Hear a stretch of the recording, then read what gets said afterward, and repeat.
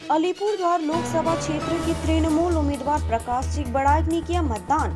अलीपुरद्वार लोकसभा क्षेत्र के तृणमूल उम्मीदवार प्रकाश चिकबड़ाइक ने अलीपुरद्वार लोकसभा क्षेत्र के न्यूलैंड्स टीजी प्राइमरी स्कूल स्थित बूथ 10/31 पर मतदान किया। आज सुबह घर से निकलकर मंदिर में पूजा करने के बाद उन्होंने वोट डाला। ভোট দিলে কি বলবে?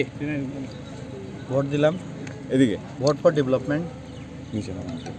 দিদি যে কাজ করেছে এই কাজকে নিয়ে আমরা মাঠে ময়দানে ছিলাম এবং সর্বোপরি আলিপুরদুয়ার শান্তিপূর্বক ভোট হচ্ছে এবং আমার নিজের বুথ কেন্দ্র 10-31 পার্ট নম্বর 10-31 এনকেএস গ্রাম panchayat Newlands TG primary school, যেখানে ভোট দিয়ে এখন আমি পুরা কনস্টিটুয়েন্সি আমি ভিজিট করবো।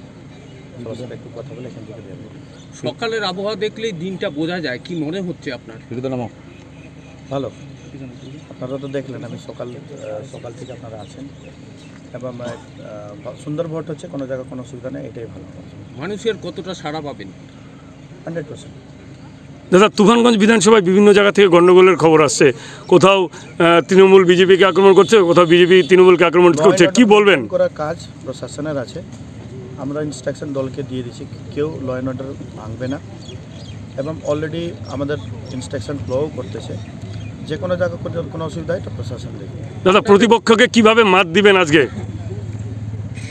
যা খেলা হয়ে গেছে, আজকে তো ভোট আছে, খেলা হয়ে গেছে না, যেহেতু এটা চা বলয়, প্রায় 116টা চা বাগান, এই যে আদিবাসীদের ভোট পেতে, তো আপনি কি বলবেন? আমি নিজে একজন ট্রাইবাল ছেলে, আমি নিজে একজন ওয়ার্কার, আমার মা বাবা দুইজনে চা বাগানের ওয়ার্কার ছিলেন। অলরেডি 2.5 বছর অবধি আমি ডিস্ট্রিক্ট প্রেসিডেন্ট হিসাবে কাজ করেছি আলিপুরদুয়ারে এবং 2.5 বছরের ভিতরে 53টা বাগানে হসপিটাল ইনফ্রাস্ট্রাকচার রেডি হয়েছে, 96টা বাগানে ক্রেস হাউস। হসপিটাল যেটা হচ্ছে গ্রামীণ এলাকাতে যদি হসপিটাল হয় আর ট্রিটমেন্টের ব্যবস্থা হয়, কে সুবিধা পাবে? চা বাগানের লোক সুবিধা পাবে, গরিব মানুষ সুবিধা পাবে। তার সহ 96টা বাগানের ক্রেস হাউস হচ্ছে, এই ক্রেস হাউস মদার্স ব্লকার্স মহিলারা যারা থাকে ওই ক্রেস হাউসে ওরা থাকবে এবং কাজ করার পরে ওর ছোটো বাচ্চা থাকবে।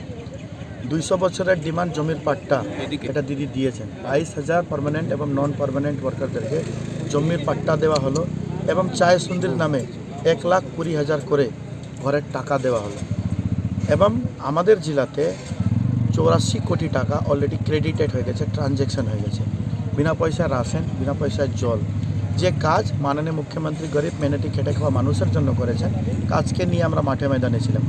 কয়েক কোটি আমার মা দিদি বোনদের অ্যাকাউন্টে ডাইরেক্টলি বেনিফিট লক্ষ্মী ভাণ্ডারে দিতেছেন। সরকারের কাজ কি? সরকারের কাজ রুটি, কাপড়া এবং মকান দেওয়ার কাজ।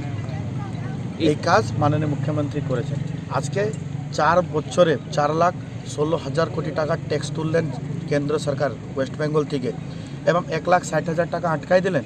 আমরা অনেকবার পার্লামেন্টে কথা তুলেছি, MGNRGSর টাকা আটকাই দিলেন, 100 দিনের টাকা আটকাই দিলেন, ঘরের টাকা আটকাই দিলেন। দিদি ফার্স্ট মার্চ 2024 অবধিতে এই টাকা ট্রানজ্যাকশন করে দিয়েছে। 11 লাখ পরিবার ঘর পাবে। কেন্দ্র সরকার যদি ঘর দিবে না, এই ঘর কিন্তু রাজ্য সরকারই দেবে, এটা ঘোষণা হয়ে গেছে। কার জন্য কে কাজ করেছে? 5 বছরের সাংসদের একটা ইটের ভিড় দেখান না। আলিপুরদুয়ারে হসপিটাল হওয়ার কথা ছিল, এয়ারপোর্ট হওয়ার কথা ছিল, কোথায় কি হলো?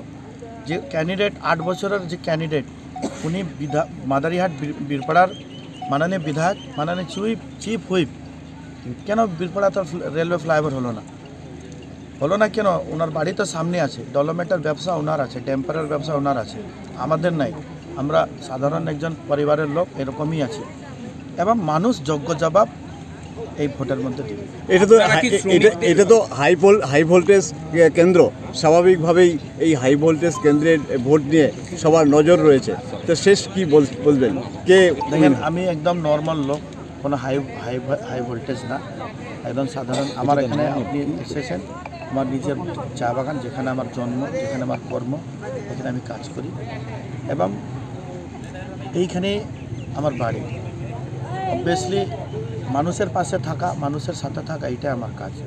যদি আশীর্বাদ দিয়েছেন, 6 মাস আগে আমি রাজ্যসভার সাংসদও গিয়েছি, আমি 8-8 বার কথা তুলেছি। কোনো সময় প্রভিডেন্ট ফান্ড নিয়ে কথা তুলেছি, কোনো সময় গ্র্যাজুইটি নিয়ে কথা তুলেছি, কোনো সময় জমির পাট্টা নিয়ে কথা তুলেছি। কার জন্য? স্বাভাবিকভাবে সংকোচ থেকে নিয়ে তারাই ডুয়ার্সের যত চা বাগানের ওয়ার্কাররা আছে, গরিব মানুষ আছে, ওদের জন্য কথা তুলেছি। এমপিরা যদি ওখানে বক্তব্য দেয় তাহলে বক্তব্য কিন্তু ইমপ্লিমেন্ট হয়। এমপি হয়ে গেলে বক্তব্য দিতে লাগে এবং সাধারণ গরিব মেহনতি খেটে খাওয়া মানুষের জন্য বক্তব্য দিতে লাগে। এটা অনেকবার বলেছি এবং যে কাজ হচ্ছে আমি তো বলে দিলাম। বললাম শ্রমিকদেরকে আপনাদের উন্নয়নের কাজ বোঝাতে পেরেছেন, মনে হচ্ছে সম্ভব হয়েছে বোঝানো? 2.5 বছর আমি জেলা তৃণমূল কংগ্রেসের দায়িত্ব, প্রকাশ লোক আমার পৌরসভা এবং পঞ্চায়েত নির্বাচন আমি নিজেই করেছি এবং আমার পুরো টিম করেছে, আমার সাথ দিয়েছে পুরো টিম।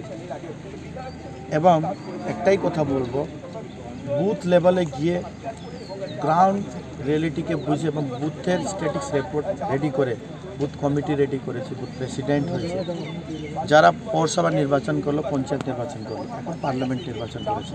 মানুষ 1-2 দিনের এটা মেহনত না, এই 2.5 বছরের মেহনত আজকে ভোটের রায়ের উপরে ইমপ্লিমেন্ট হবে। কি বলবেন, মেহনত রং লাएगी? জরুর লাগেगी।